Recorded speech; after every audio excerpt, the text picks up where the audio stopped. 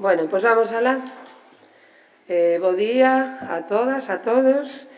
Bueno, non vou a volver a repetir o contendas que estamos aquí e satisfeitas de ter conseguido organizar esta xornada e ter congregado a tantas mulleres interesantes en torno a nosa querida Nieves, que desperta amor e admiración por donde queira que pase, e non me vou a estender máis. Vou a presentar as mulleres que nos acompañan nesta mesa. En primeiro lugar vai a falar María Ángeles Sallé Alonso. Ela defínese como española, panameña e migrante e é doutora en Ciencias Sociais pola Universidade de Valencia, para alén de outros títulos.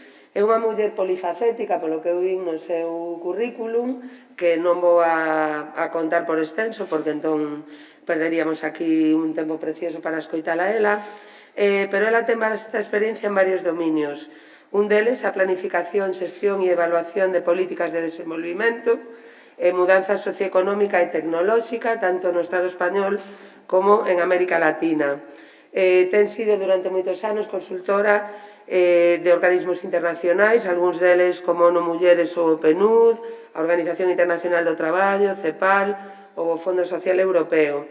Ten desempeñado multitude de cargos públicos, entre os que eu destaco o seu traballo no Instituto das Mulleres nos anos 80, Instituto de la Mujer nos anos 80, foi coordinadora daquela experiencia pioneira NOW de oportunidades para as mulleres e foi tamén nos anos 90 asesora do Ministerio de Asuntos Sociais. Ten unha outra vertente que eu quero destacar como divulgadora e promotora cultural, e dentro deste ámbito impulsou a Rede de Artistas Estranxeiros en España entre dos orillas. Ten publicacións, ten organizado foros, festivais, en fin, unha persoa unha muller con unha ampla experiencia. A súa intervención titúlase Leccións aprendidas en proxectos de emprendemento rural e indíxena liderado por mulleres en Panamá. En América Latina. Bueno, en América Latina. Pasolle a palabra e despois pasaré a presentar a nosa outra convidada. Bueno, muchas gracias. La verdad es que me siento muy honrada de poder participar en un evento como este, entre otras cosas porque yo soy hija de la emigración y aunque procedo de padres vascos, mi socialización migrante en Panamá ha estado siempre de la mano de la comunidad gallega. Entonces, cuando vengo a Galicia me siento realmente como en casa. Y además, quiero agradecer también al Consello, a María José, que es la que me ha liado, porque participar de un homenaje a una mujer, como ya estoy viendo, tan extraordinaria como Nieves, la verdad es que me hace sentirme mucho más satisfecha y contenta todavía.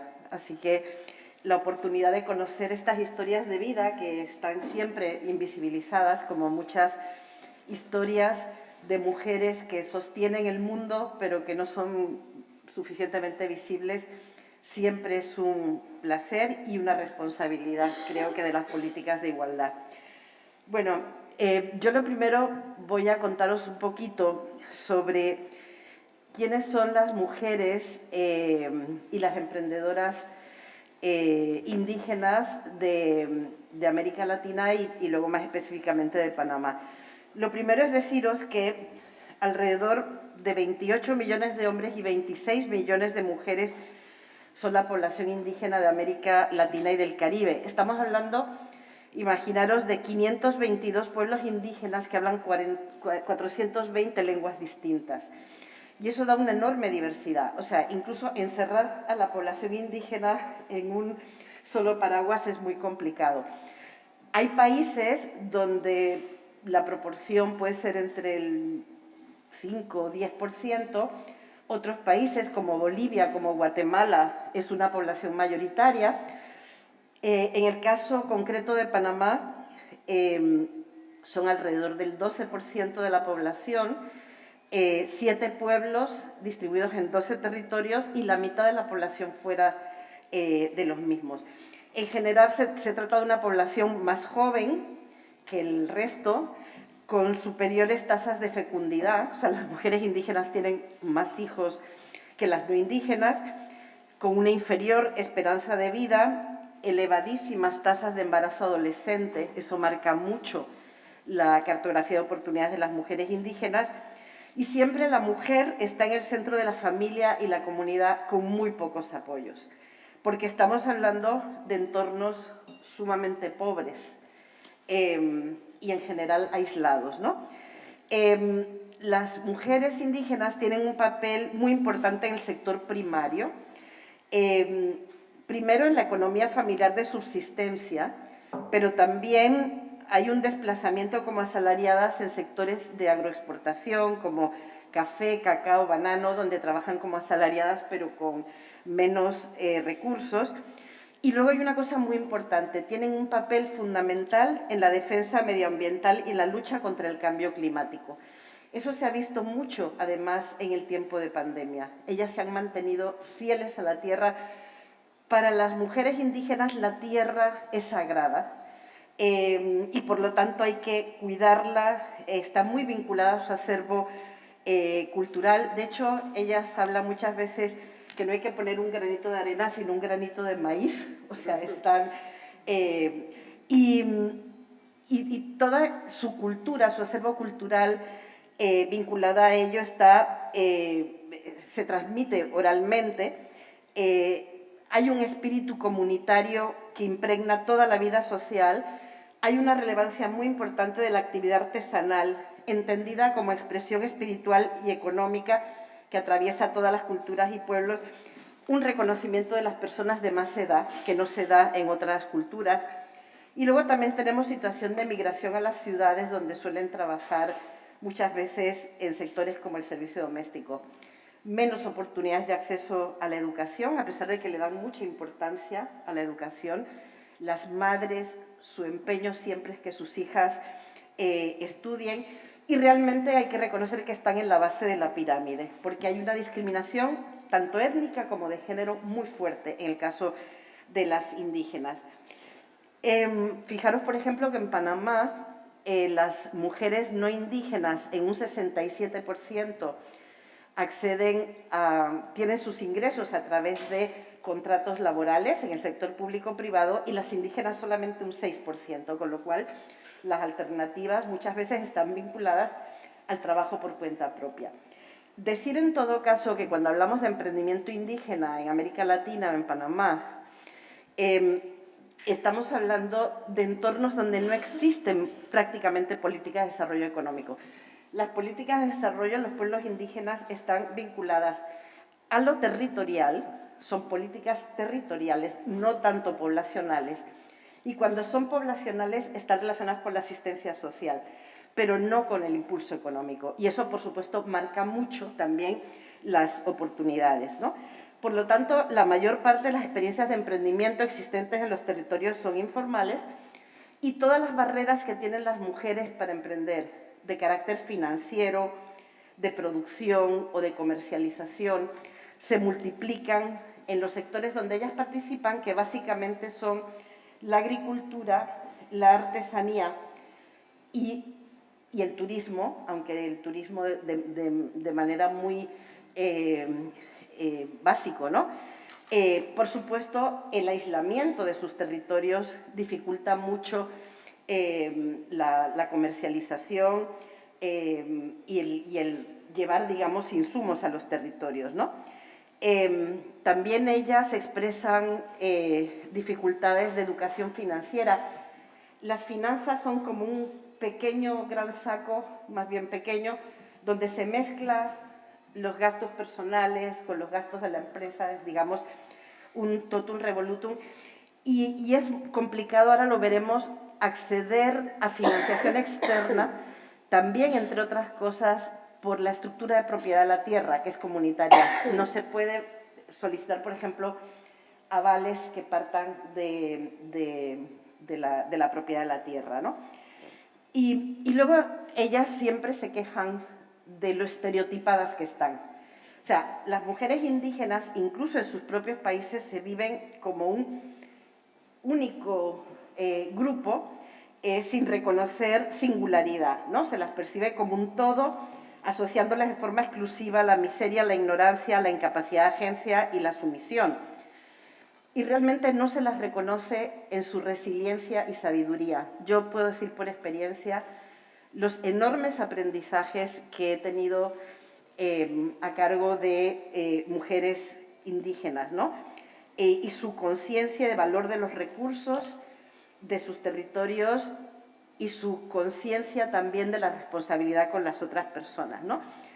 He tenido una experiencia reciente muy interesante de colaborar en un plan de empoderamiento económico de mujeres indígenas en Panamá, que se está ahora elaborando de la mano de la Comisión Asesora, el Comité Asesor de Mujeres Indígenas de Panamá, que reúnen líderes de los 12 territorios.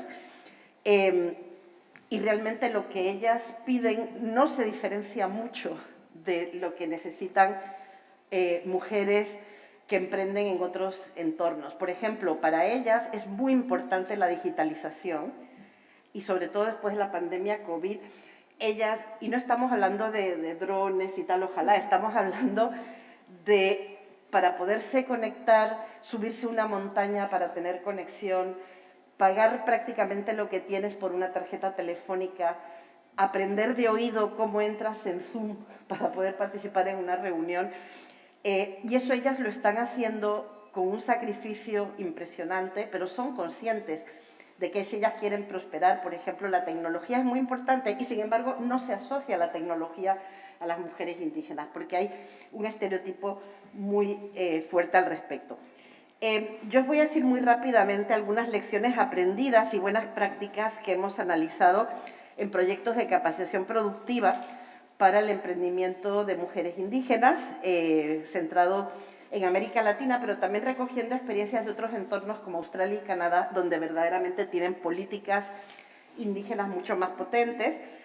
Analizamos 22 iniciativas, 3 guías y también bibliografía especializada, y podemos resumir esas lecciones en los siguientes puntos. Primero, hay que comprender e integrar las realidades diferenciales del mundo indígena en relación al emprendimiento, porque las empresas de propiedad indígena están insertas en un contexto cultural diferente, moldeado por el conocimiento tradicional y conectado con los recursos naturales.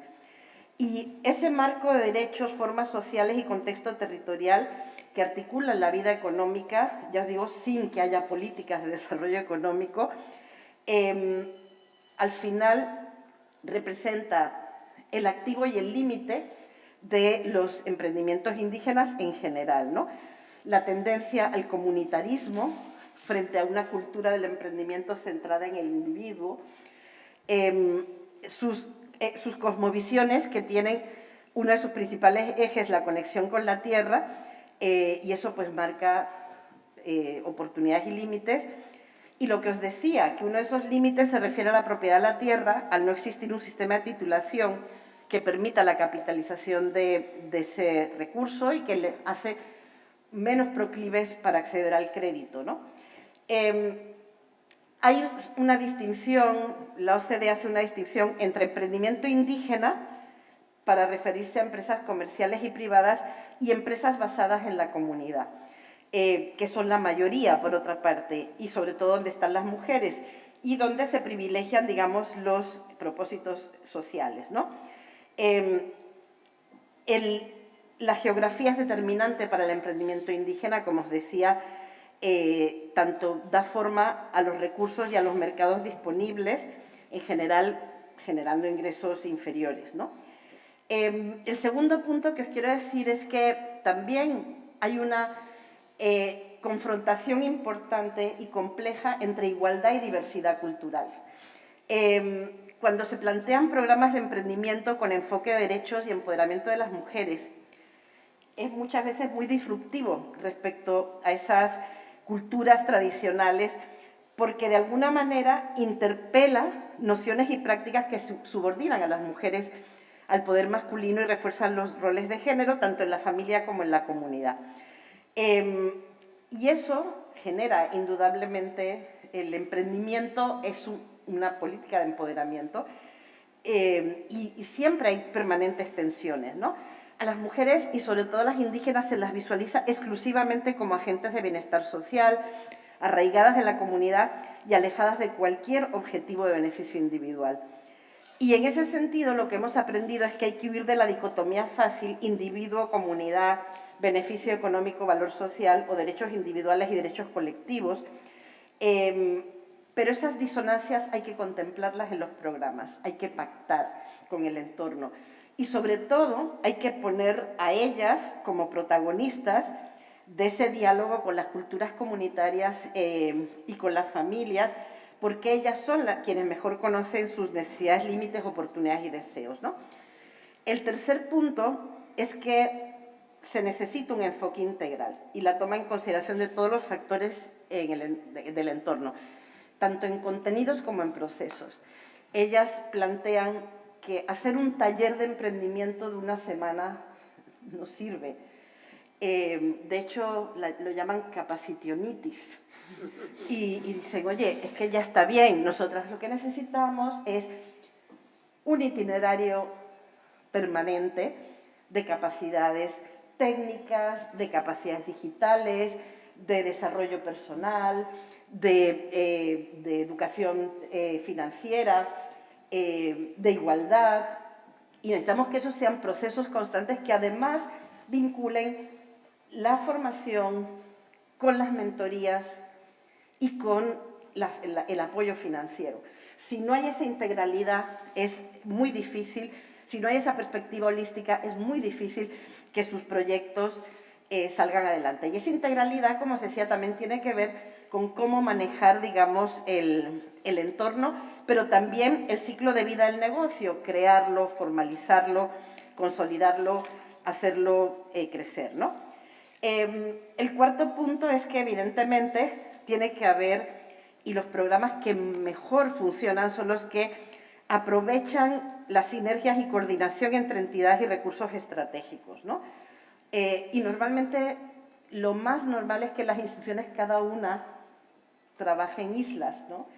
Y ese es otro de los temas. Cuando no se trabaja en islas y tenemos identificadas experiencias en la región, cuando se combina el trabajo de una institución con otra, cuando se recoge, digamos, todo el ciclo de un proyecto emprendedor, incluyendo también el llegar a los mercados, como pasa, por ejemplo, con la Escuela Maya de Negocios, que combina un poco todas las vertientes, el resultado no tiene nada que ver, ¿no? Otro punto es la gobernanza de los emprendimientos, sobre todo cuando muchos de ellos son colectivos, y si no pones el acento en cómo se gobierna un emprendimiento colectivo, cómo se dotan de estructuras desde el principio para que esas iniciativas puedan funcionar, pues también los programas caen, ¿no? Facilitar y propiciar a plataformas de comercialización, acceso, asesoramiento y apoyo comercial es fundamental. Fijaros, por ejemplo, las mujeres indígenas tienen en las artesanías, a pesar de que ellas se quedan en el ciclo básico, que es la producción de la materia prima y la comercialización en pequeños espacios informales. Sin embargo, luego te encuentras a gente de otros países que se apropia de esa creatividad y genera proyectos potentes que comercializa, poniéndoles diseño y poniendo otros circuitos comerciales, incluso poniéndole el label de autenticidad o de etnicidad. Y sin embargo es sistemático que ellas no se apropien del valor de sus proyectos, también porque no acceden a recursos y plataformas de comercialización. Hay proyectos, sobre todo en México, en Guatemala, que se centran mucho en generar ese tipo de plataformas para poder conectar los nuevos negocios con el mercado, ¿no?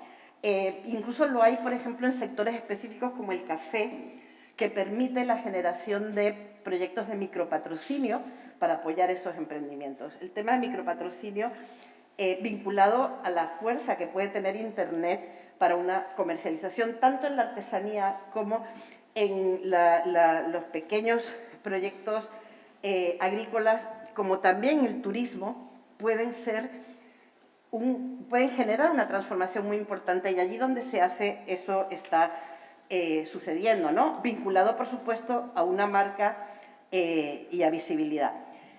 Otra lección tiene que ver con la protección y promoción de los emprendimientos femeninos con identidad cultural.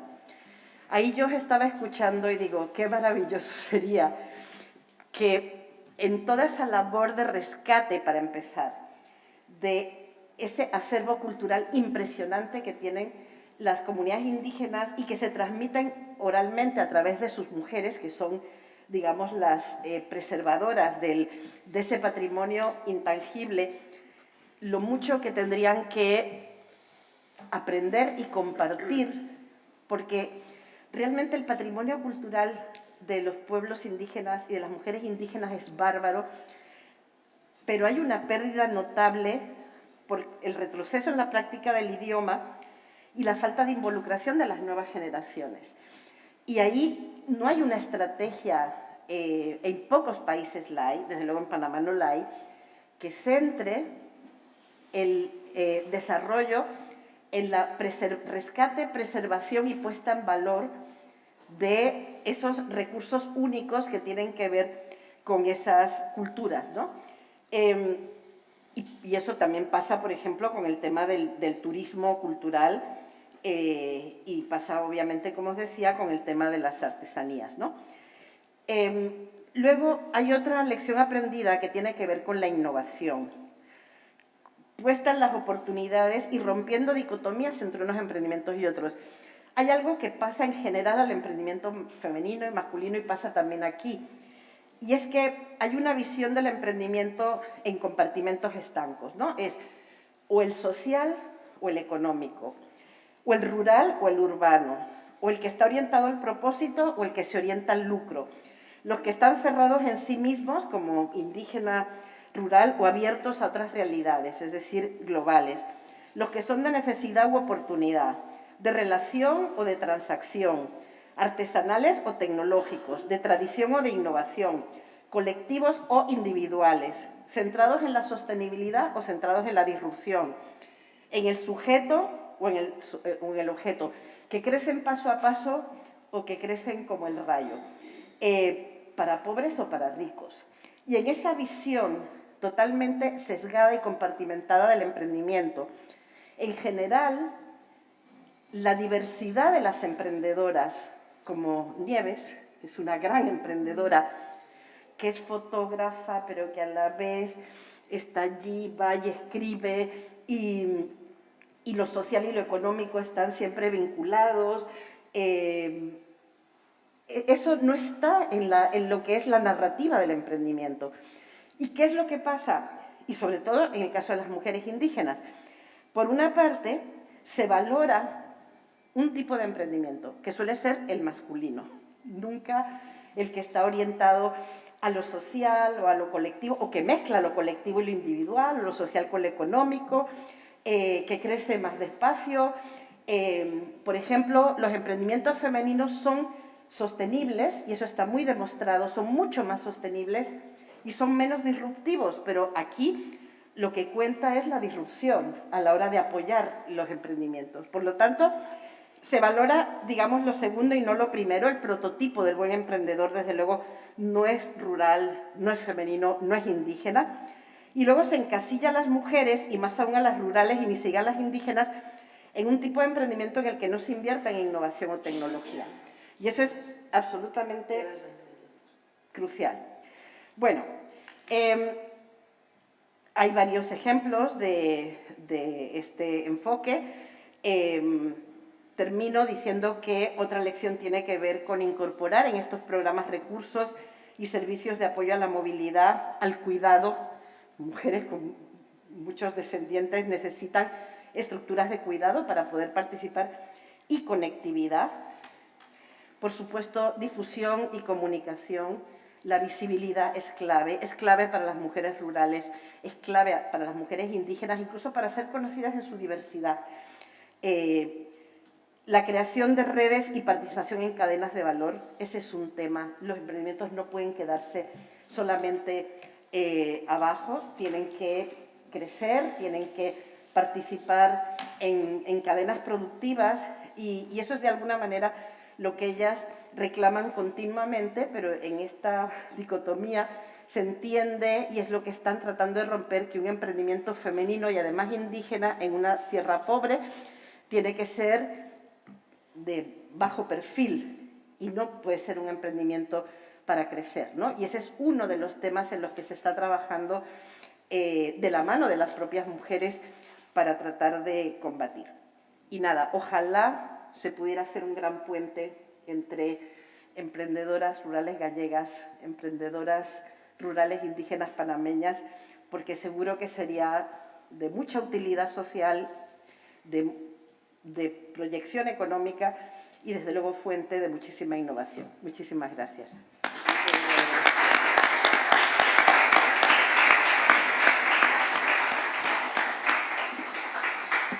Moitas gracias, Ángeles. Moi bons comentarios. Non me resisto a facer un comentario. Ángeles falou da apropiación da artesanía indígena. Bueno, temos un caso aquí con Nieves, que supoño se vai a comentar despois. Dolce e Gabbana, os famosos da moda, foron copiar o patrimonio que é do povo, bueno, da zona do Bolo, de unha serie de traxes do Antroido, do Carnaval. E a raíz deso, Nieves creou unha colección que veremos á tarde, que é Devólveme a Galvana, o Douche a Galvana, moi interesante, non me resistín a comentar, porque cando estabas a falar mesmo me veo aí o plin. Ben, moitas gracias, moi interesante. Vou a pasar a presentar a outra compañeira de mesa, a Ana Cabana Iglesia, que é doutora en Historia e é profesora titular na área de Historia Contemporánea na Universidade de Santiago de Compostela, no campus de Lugo. Ela fai parte do colectivo Istagra, un colectivo moi importante a nivel galego e non só, do estudio da historia rural contemporánea. Ela ten feito moitas achegas no campo das actitudes sociais, da conflictividade, tanto na época do franquismo como na transición, e ten últimamente traballado máis sobre a historia rural desde unha perspectiva de xénero. De feito, no ano 2019 ganou o premio da USC a introducción da perspectiva de xénero nas aulas, que é algo moi necesario. Comentar unha das súas últimas publicacións, moi recente, deste ano, é un monográfico con Teresa María Ortega, que é da Universidade de Granada, co título A verlas, ailas, campesinas en la historia de la España del siglo XX. Digamos que, supoño que é unha obra colectiva que visibiliza a mulleres como Nieves, como tantas outras que estades por aquí. Ana Cabana vai nos facer unha intervención con un título super suxerente, que é Saias, Toxos e Piñeiros, o monte e o forestal galego en clave de xénero. Todo teu. Non sei como se encenden. Están encendidos. Perfecto, non hai que tocar. Pois moi bons días a... sí. Bos días, bueno, teño moito chorro de voz, non? Os meus alumnos sempre me botan en cara, non permito dormir debido ao que berro. Entón non creo que teñades problemas. Bueno, quería dar, como é protocolario e sincero ao mesmo tempo neste caso, as gracias ao Consello de Cultura Galega por terme invitado, especificamente ao Centro de Documentación de Igualdade e Feminismos do Consello. Faime especial ilusión estar aquí nesta...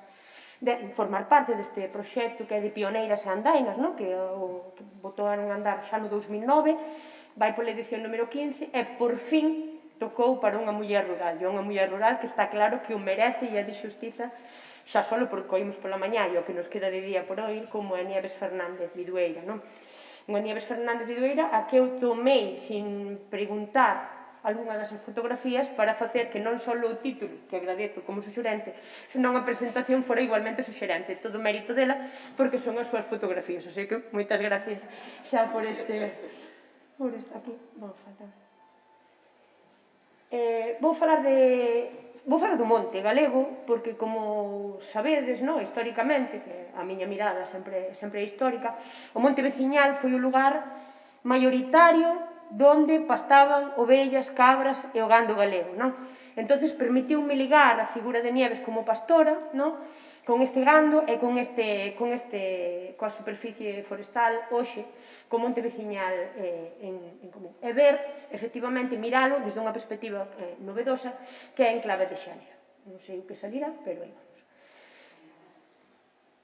Temos a idea, bueno, unha cousa que me interesa desta pequena faladoiro que vos vou dar é a idea de que históricamente hai todos uns procesos que fan que os espacios e as labores se convirtan en masculinas ou en femeninas. Feminízanse ou masculinízanse segundo o contexto histórico, non? Según a sociedade, non? E pareceme moi interesante ver, por eso vou tratar, como hasta que punto se masculinizou o monte veciñal galego.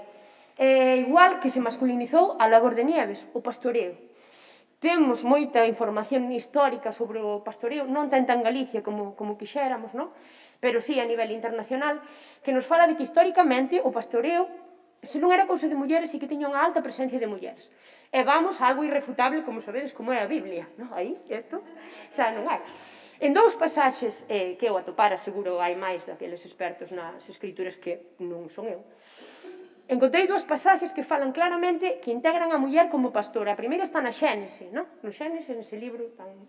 aí, ese libro, que falan dun pastor, dun dono de rabaño que tiña 7 fillas, e que esas 7 fillas cuidan o ganado, danlle de beber, falan do cuidado do ganado, non falan desa opción, desa acepción da palabra pastora, non? Pero xa directamente no Cantar dos Cantares fan falar a un pastor e a unha pastora, a dous namorados, e pregúntalle a rapaza: onde vas estar?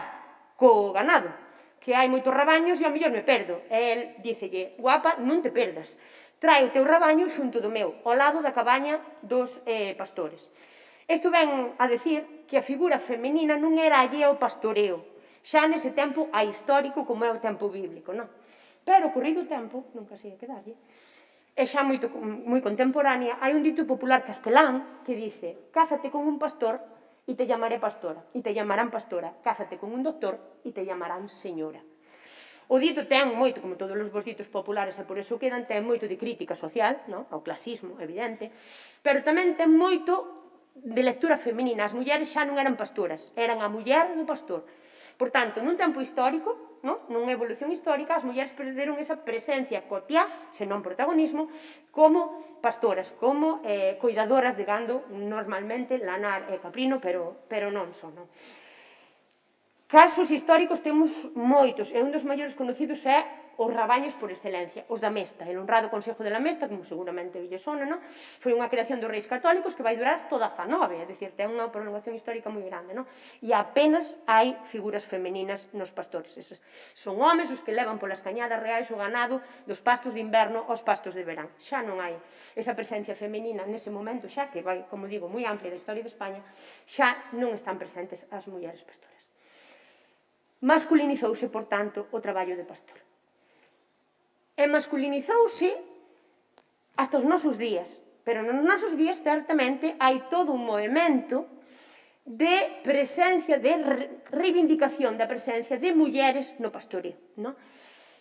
A prensa é unha maneira de seguilo, hai moitas noticias, eu trouxe simplemente algunha que van aparecendo nestes, xa digo, nestes últimos anos, a partir do 19, e que ten que ver con mulleres que insisten en que non son mulleres de pastor, elas son pastoras. Son mulleres que xa xogan, digamos, noutra lógica, que é a lógica neo-rural, normalmente. Mulleres que puderon ter unha relación co rural, puderon ter nacido no rural, pero non teñen por qué. Hai mulleres que naceron nas cidades, que se formaron nas cidades, que traballaron no que hoxe teríamos na cabeza como traballos socialmente moi aceptados, con un prestixioso soldo e demás, pero que nun momento das súas vidas decidiron que esa fórmula de vida non tiña moito sentido e que eles o que querían era ou ben un retorno aos seus lugares de nacemento no rural ou unha ida a un lugar que non conocían como era o rural, non? Estas pastoras empezaron a ter, como digo, moita presencia nos medios. Iso ten moito que ver con algo. Primeiro, que eran excepción. Se foran homes non estarían porque, como digo, masculinizárase a tarefa do pastoreo, non? Pero empezan a ter moita presencia nos medios e aparte de ser neoliberais, teñen unha perspectiva distinta que Nieves seguro comparte, que é a idea de ter moita presencia nos medios, como ela ten, non? Son mulleres que se dan a conocer, que poñen en valor o que son, que están orgullosas do que son, que os discursos estarían na lógica do ecofeminismo, se se queren, non? É de outra maneira de entender moitas cousas, desde as maternidades, hasta a feminidade, hasta a relación cos recursos, non? Que cambiaron absolutamente o chip, digamos así, do que podía ser históricamente ser unha pastora, non? Sin duda, donde máis se concentran estas pastoras e onde máis visibilidade teñen é en Cataluña. Esa visibilidade veu dada tanto por o uso das redes sociais como pola asociación, o asociacionismo que é fundamental. Tuvemos esa primeira conferencia do importante que son estas asociacións que hai detrás da Ovella Galega, a recuperación da Ovella Galega, e moitas outras de sindicación do mundo rural. Elas teñen as ramaderes de Cataluña, que ao mellor hasta sí que lles sona, non? Que lles dan moitísima presencia, como digo, nos medios. E non só iso, senón que son mulleres que van ou pretenden poñer en valor a súa tarefa, o seu traballo, da maneira que a sociedade actual, post-moderna, capitalista, todos os post-líquidas, vamos a Mauman, lo que se quiera, ten detrás, que é a formación. Estamos afeitos a prestixiar unha labor, non por si mesma, senón por moitas outras cousas. E unha das maneiras de prestixiar, unha das vías, é pola formación. E estas moitas pastoras en España, acaban de formar a Escuela de Pastoras, que algunha comunidade autónoma está detrás, que se van e clican na Escuela de Pastoras, é igual que facer unha formación profesional ou unha carreira. Hai materias, número de horas, prácticas, que lles axuda certamente a por en valor o que elas son. É un traballo, e ese traballo necesita formación, necesita saberes. Se non nos podemos conseguir, porque non estuvemos no medio rural, non fomos a línea directa, non somos fillas de pastores, ou na nosa comunidade non había pastores dos que aprender a aprender con experiencia, vamos ir a unha escola, vamos ter formación. Dito isto das pastoras, enlazo agora cun xiro un pouco monumental de voltereta, co do Monte Veciñal. Sabemos moito do Monte Veciñal. Puñei aí algunhas obras que teñen que ver co traballo que eu me movo, que é a historia, pero poderíamos poñer outros tantos nomes de xente que desde a economía, Fernández Leiceaga, López Iglesias, desde o ambiental, Laje Picos, desde a cultura, hai moita información sobre o que pasou co Monte Veciñal galego. E, por sorte, hai moitos historiadores que dedicaron unha parte, ou boa parte, da súa produción investigadora a coñecer moi detidamente o Monte Veciñal galego. En estas obras o que nos axudan a ter unha perspectiva dese proceso que pasou no Monte Veciñal. O Monte Veciñal era o que Abel Buller, ese enorme xeógrafo impagable que veio a Galicia anos e anos para estudiar a nosa estrutura agraria, e ainda ten unha obra insuperable como é a Galís, Galicia, que en 2000 foi traducida pola Xunta de Galicia ao galego. Nesa obra fala moi claro do que é o Monte Veciñal, é o soporte agrario. Daí, dese espacio que se utiliza dunha maneira que se denomina agrosilvopastoral, un aproveitamento que integra levar o ganado, que integra aproveitar o toxo, que integra aproveitar os produtos do monte, que integra tamén cultivar cereal nese monte, pasamos ao monte que temos hoxe, que é un monte repoboado, un monte con unha única vocación, a forestal. Ese paso témolo moi ben estudiado, temos visto como se iniciou no 19 cunha legislación, pero no 19 quedou neso, en papel, pero coa chegada do franquismo, acometéndose a esta legislación, convertiu os montes veciñales en montes públicos, en montes dos concellos, e iniciou unha política obrigatoria de repoblación.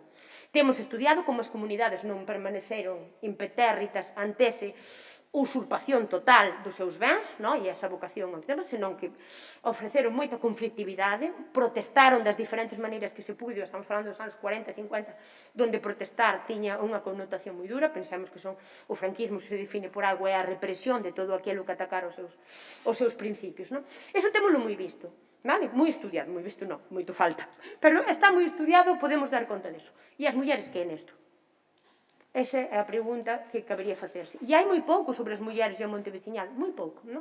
Eu señalaría dúas obras, unha é dunha compañeira nosa de historia, Araceli Freire Cedeira, que escribiu un libro que titulou O Monte é Noso, no que fai específico, presta interés a como as mulleres protestaron contra a repoboación forestal, das diferentes maneiras.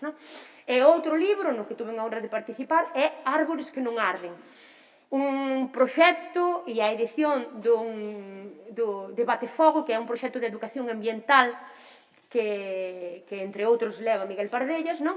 E que nos animou a varias mulleres de diferentes ámbitos. Hai enxeñeiras, hai poetas, hai historiadoras, neste caso eu, hai moita xente, moitas mulleres que participamos nese libro para ver unha relación moi importante do Monte Veciñal, que é os incendios e as mulleres.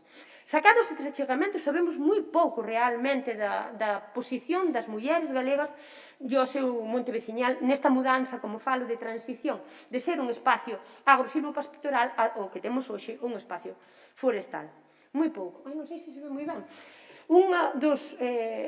Recoméndolles moi vivamente que revisen se xa viron, que vexan se non viron nunca, O Monte é Noso. O Monte é Noso é o título dun documental que despois Araceli colleu prestado para o seu libro.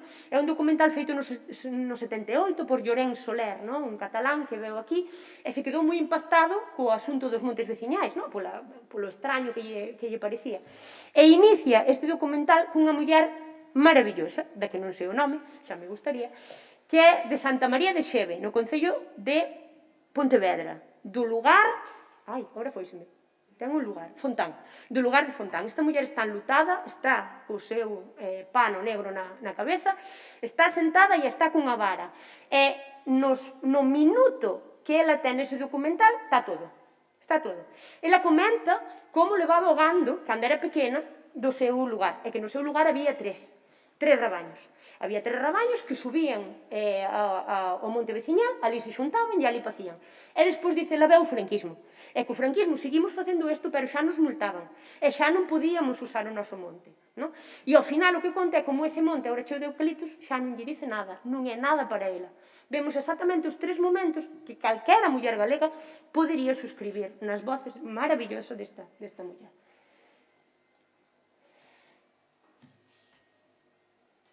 Acabo case rápido.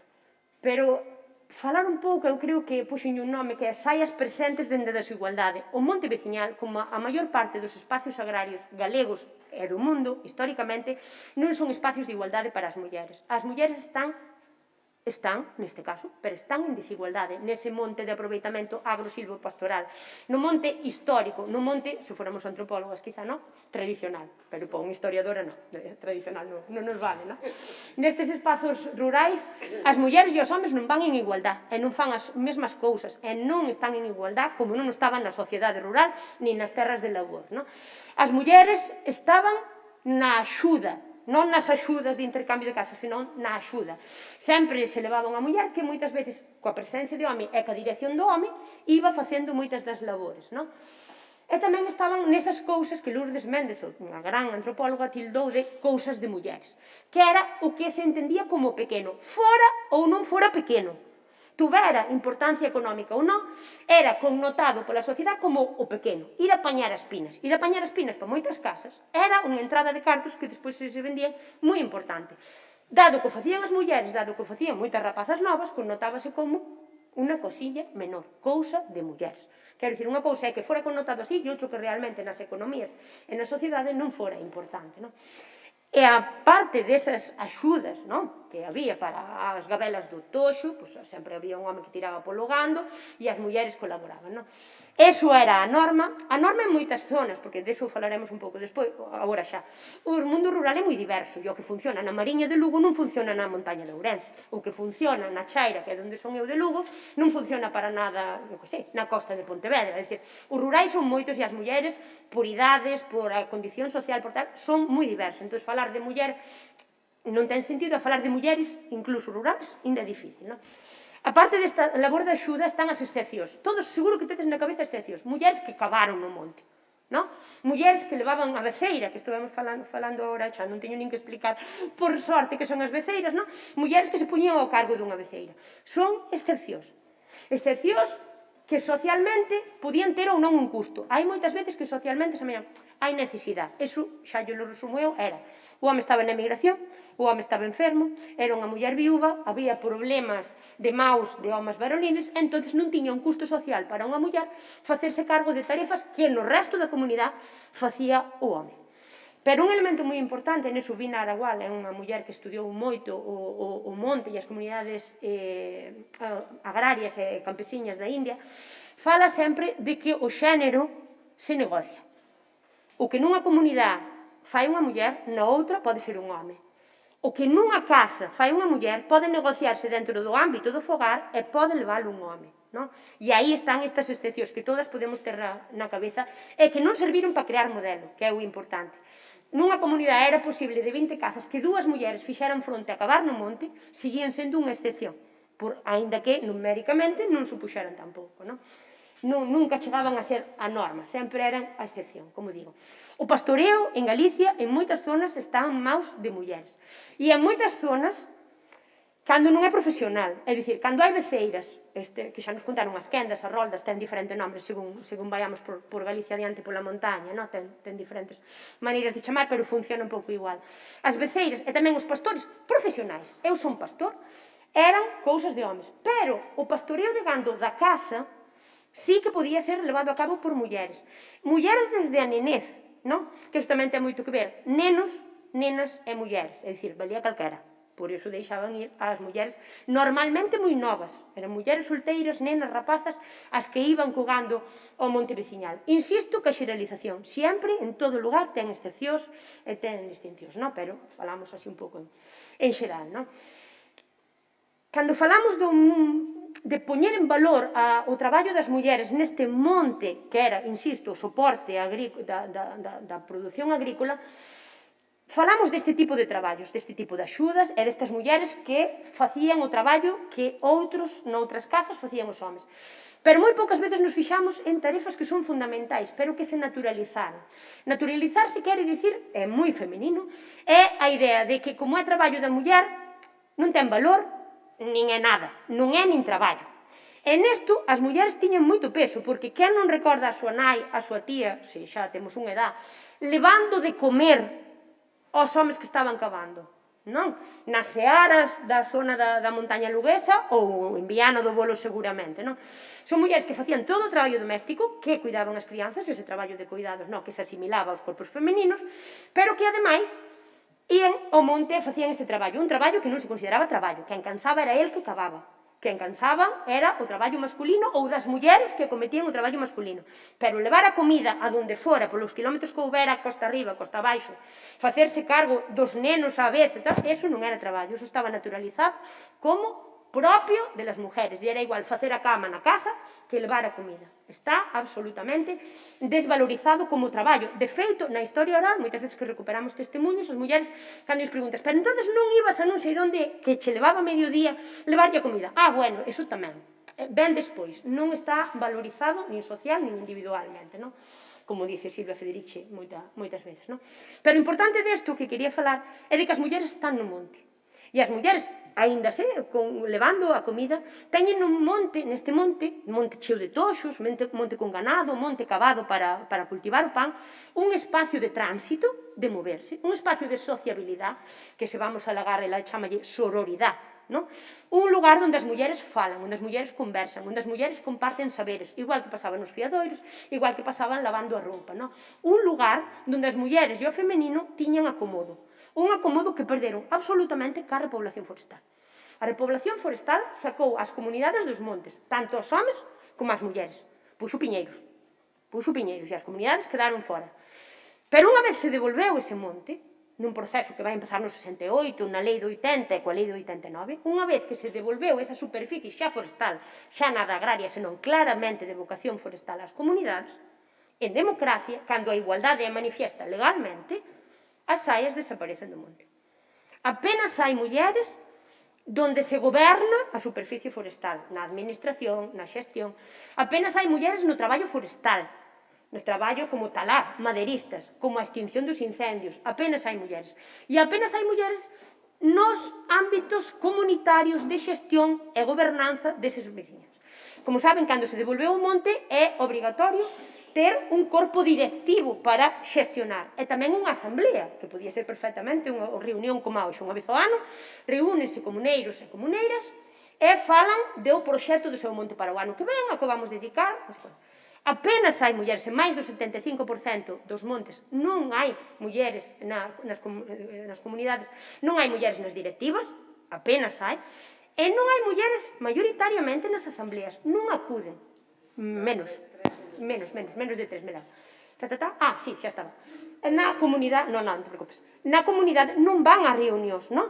Quedou a idea de que vai un por casa, e a xefatura da casa, salvo, volvemos ás excepcións, viúvas, homes ausentes e tal, son dos homes. E iso apartou absolutamente de todos os ámbitos posibles ás mulleres do forestal. E iso quere dicir que, efectivamente, estamos falando de cifras, porque estamos falando de que os montes veciñal é un cuarto do territorio galego, e estamos falando de que hai 2.800, 3.000, os datos da Xunta non son clarísimos, e non importa, neste caso, 3.000 comunidades, nos que apenas hai mulleres nas directivas, nin presencialidade nas asambleas.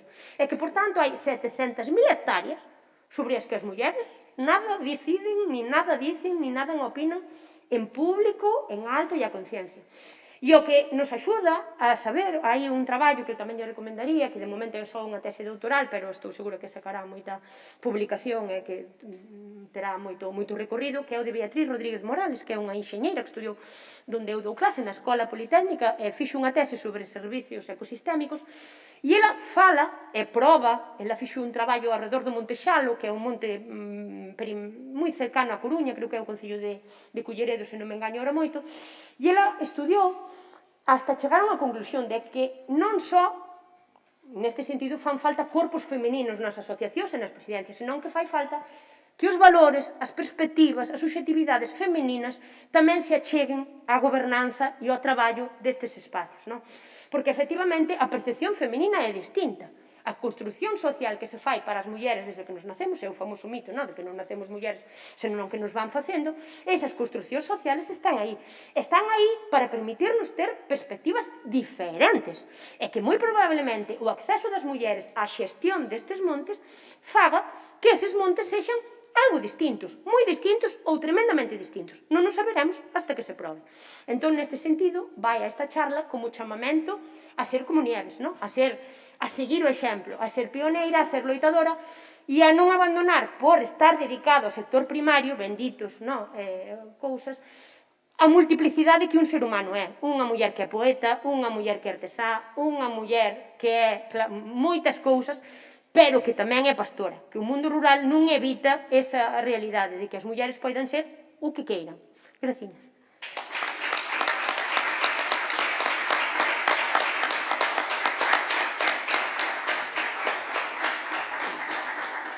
Moitas grazas. Nada. Un placer oírte. Nada, moi ben as dúas, Parabéns a ambas, a verdade. Sí, a min tamén.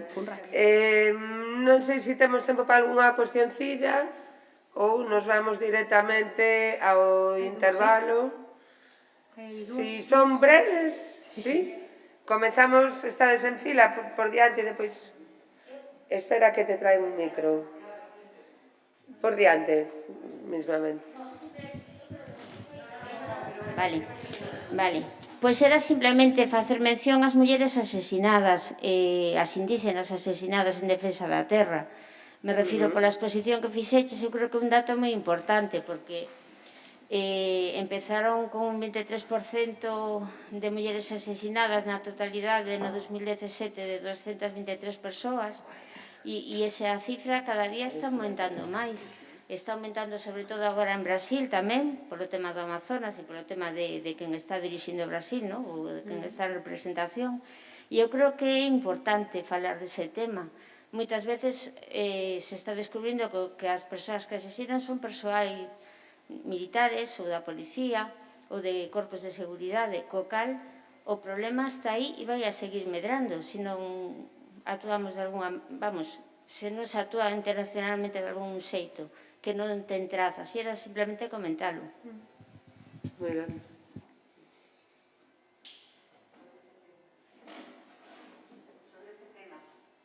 Queres falar?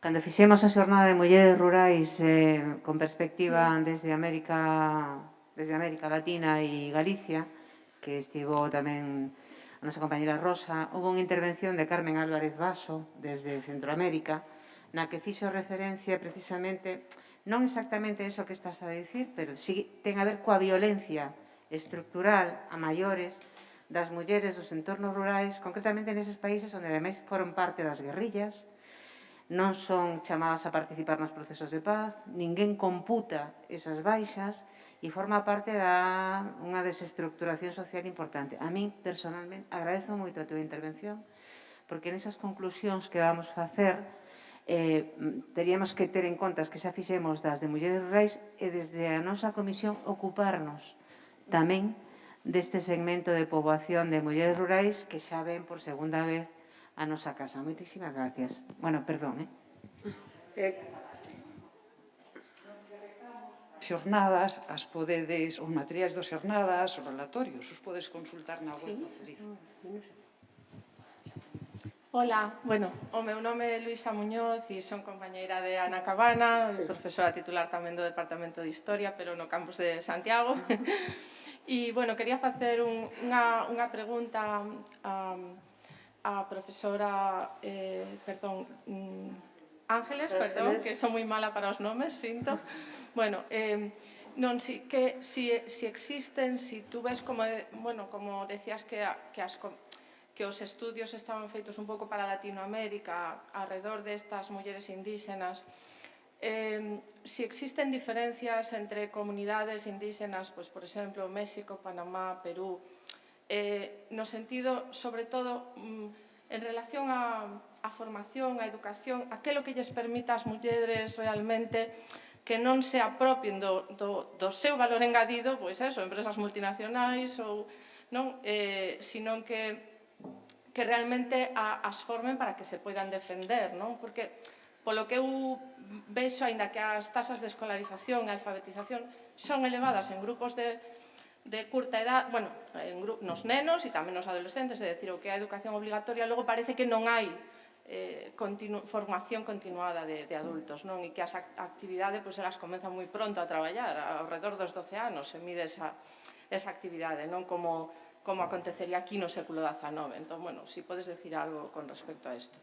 E logo, pois con Ana, que me encantou tamén, bueno, encantaronme as dúas exposicións, por suposto, como a primeira, solamente facer un pequeno comentario sobre xustamente o valor que dentro das familias do rural galego pois a muller desenvolveu e que non hai estudios efectivamente feitos desa aportación que tú decías, pois, por exemplo, as nenas que van coller as piñas ou, bueno, ou efectivamente, pois, labores máis de labranza ou pastoreo, etc.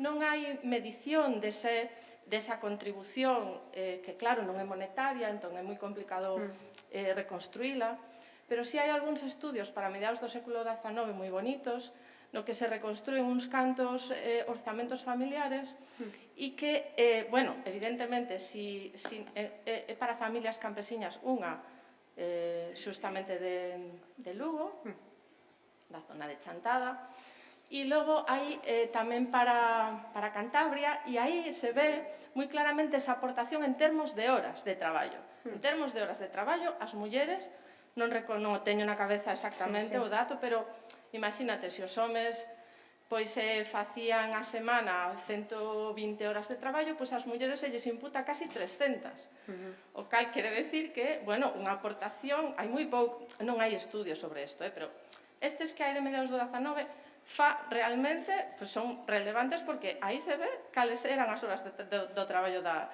muller, o traballo doméstico non remunerado, o traballo a xornal no campo e outras tarefas como podía ser as manufacturas, que logo se falara do liño, e estou moi interesada tamén en ver isto porque era a nosa manufactura tamén rural, que en esas familias rurales do século XIX, de mediados do XIX, bueno, 18 e 19, foi moi importante esa aportación de mulleres e nenas, non? Entón, bueno, nada, facer este comentario porque, bueno, os temas son superinteresantes. Moitas gracias. Bueno, muchas gracias, muy oportuno lo que habéis comentado. En el primer caso no me centré en ello porque tenía un foco diferente en mi intervención, pero no cabe duda que hay una violencia estructural por el dominio del territorio en toda la región de América Latina y Caribe donde hay población indígena. Y eso tiene que ver efectivamente con dos cosmovisiones, o sea, una que tiene que ver con la protección y los derechos de la tierra y otra tiene que ver con el expolio para generar actividades productivas de distinto signo. Una de las cuales no solo tiene que ver con lo que está pasando en Brasil, por ejemplo, bueno, que de hecho a Bolsonaro le acaban de hacer una denuncia internacional, sino que también tiene que ver, por ejemplo, con los cárteles de la droga, que están entrando de una manera muy importante en los territorios, y indudablemente esa batalla por el dominio de la tierra es una batalla absolutamente brutal. Pero hay más, o sea, hay otro tipo de violencia más invisible que tiene que ver con lo que sí he comentado, y es, no se hace políticas públicas económicas en los territorios indígenas. Y eso también tiene que ver con que es una manera de hacer luz de gas para que se vayan yendo, los territorios se vayan desocupando y entonces se justifique otros usos del territorio. O sea, el tema del dominio de los territorios indígenas indudablemente es ahora un tema absolutamente crítico en América Latina. Pero no cabe duda que también una estrategia importante tendría que ver con retener población en el territorio y población joven en el territorio generando actividad económica sostenible. Porque si eso no sucede, esta violencia estructural va a ir a más, o sea, indudablemente. O sea, ese es un gran tema, ¿no? Respecto al otro que planteaba sobre el tema de educación, hay situaciones muy distintas en la región, en el sentido de que hay algunos países donde han apostado no solo por el acceso a la educación, sino a una educación pertinente culturalmente, que es la educación intercultural bilingüe. Pero la verdad es que son muy pocos. En la mayoría de los casos, la situación que se le da, sobre todo a las mujeres indígenas, donde la deserción escolar femenina es además muy alta, es que accedes a la educación primaria, pero una educación deficiente. Ahora mismo, por ejemplo, en Panamá, todavía no se ha recuperado plenamente las clases presenciales. Y conocemos niñas rurales indígenas que dan clases por WhatsApp, sin conocer a sus compañeros. Eso quiere decir que hay un problema de acceso, hay sobre todo un problema de calidad educativa y hay un problema de falta de educación intercultural bilingüe que permita que esa educación además sea pertinente culturalmente. Y aunque hay diferencias entre países, todavía ese tema no está realmente resuelto y no se ha hecho una apuesta decidida. Y eso lleva finalmente a las dificultades de acceso a la educación superior. Ese es el gran problema, porque aunque tú estés en una educación regular, de mala calidad, no pertinente culturalmente, normalmente las posibilidades de acceso a educación superior, incluso de tener becas, depende de que tú tengas, por ejemplo, unas notas de excelencia. Y claro, una niña indígena, un niño indígena que ha sido discriminado en su educación, aunque haya accedido, luego es muy difícil que pueda competir por excelencia, por ejemplo, para acceder a una beca de educación superior.